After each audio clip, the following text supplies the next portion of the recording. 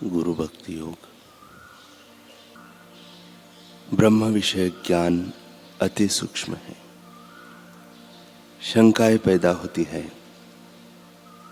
और उसको दूर करने के लिए एवं मार्ग दिखाने के लिए ब्रह्म ज्ञानी आध्यात्मिक गुरु की आवश्यकता रहती है। सत्य के सच्चे खोजी को सहायभूत होने के लिए गुरु अत्यंत महत्वपूर्ण भूमिका निभाते हैं। आध्यात्मिक गुरु साधक को अपनी प्रेम पूर्ण एवं विवेक पूर्ण निगरानी में रखते हैं तथा आध्यात्मिक विकास के विभिन्न स्तरों से उसे आगे बढ़ाते हैं। सच्चे गुरु सदैव शिष्य के अज्ञान का नाश करने तथा उसे उपनिषदों का ज्ञान देने में संलग्न रहते हैं।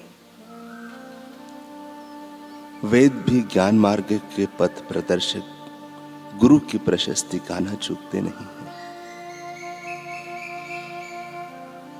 साधक कितना भी बुद्धिमान हो, फिर भी गुरु अथवा आध्यात्मिक आचार्य के सहाय के बिना वेदों की गहनता प्राप्त करना या उनका अभ्यास करना उसके लिए संभव नहीं है।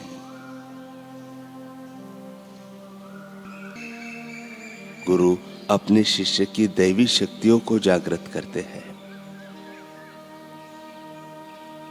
आध्यात्मिक मार्ग में सलामती पूर्वक दृढ़ता से आगे बढ़ने के लिए अपने गुरु के द्वारा ही शिष्य को सूचनाएं मिल सकती है।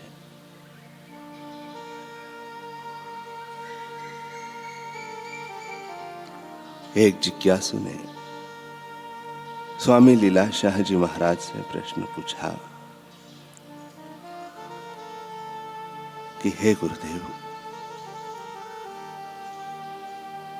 मेरा मन ईश्वर भजन में नहीं लगता, कृपया मार्ग बताएं। तब गुरुदेव कहते हैं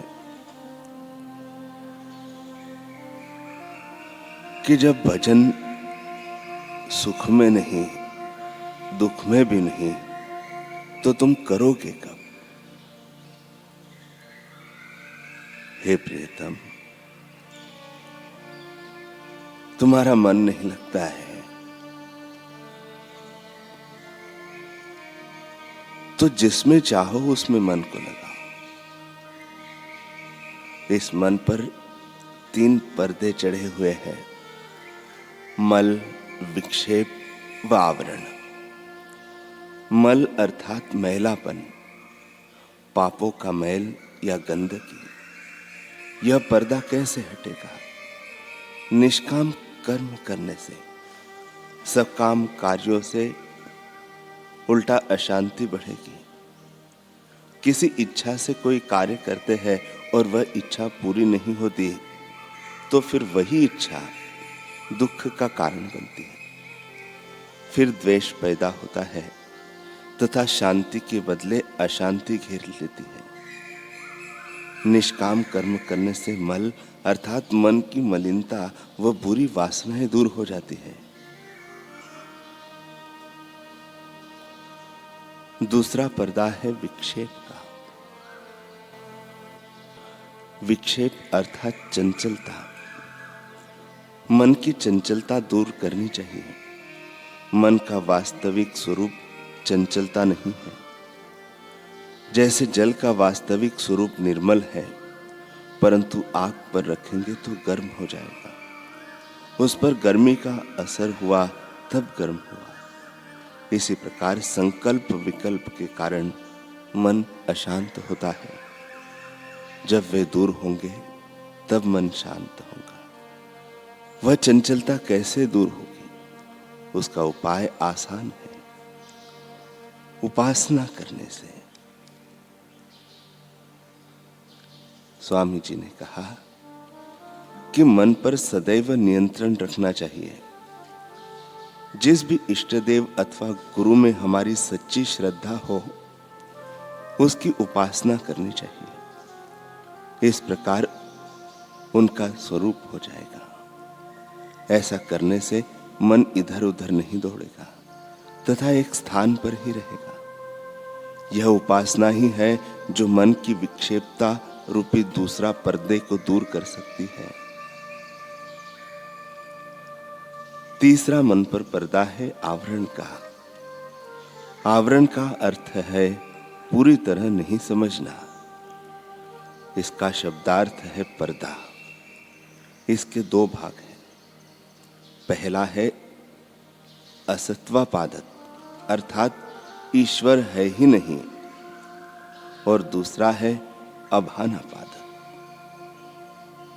यह आवरण का पर्दा उपरोक्त ज्ञान द्वारा हल होता है, अर्थात परमात्मा सच्चित आनंद स्वरूप है यह दृढ़ निश्चय होने से, तथा दूसरा अपरोक्ष ज्ञान से, अर्थात मैं हूं यह अभानापादक की निवृत्ति का कारण होता है। इन दोनों ज्ञानों की जानकारी सत्शास्त्रों व गुरु की कृपा से ही होती है। पहली है आत्म कृपा, अर्थात अपने आप पर कृपा करना। जहां दृढ़ संकल्प है वह अवश्य सफलता मिलती है। हिम्मत है मर्दा, मदद है खुदा, बेईमान बंदा तो परेशान खुदा। दूसरी ईश्वर कृपा होवे, जिस कृपा से पूर्ण सत्संग का संग प्राप्त हो, जिस कृपा से पूर्ण सद्गुरु का संग प्राप्त होता है। तीसरी कृपा सद्गुरु की कृपा है। उनकी कृपा से अज्ञान के उपरोक्त तीनों पर्दे दूर हो जाते हैं, मन निर्मल होता है तथा भजन में आनंद आता है। सद्गुरु शिष्य का बंधन काटे, पर गुरु का सिर विकारते हाटे, अर्थात शिष्य पात्र होना चाहिए, गुरु भी पूर्ण ब्रह्मनिष्ठ होना चाहिए। गुरु की भावना ही नहीं होगी, अर्थात दिल की मुराद ही नहीं होगी, तो शिष्य को 100 वर्षों में भी मोक्ष की प्राप्ति नहीं होगी। शिष्य की ऐसी श्रद्धा हो कि गुरु के हृदय से अनहद आवाज निकले कि मुझे शिष्य का उद्धार करना है।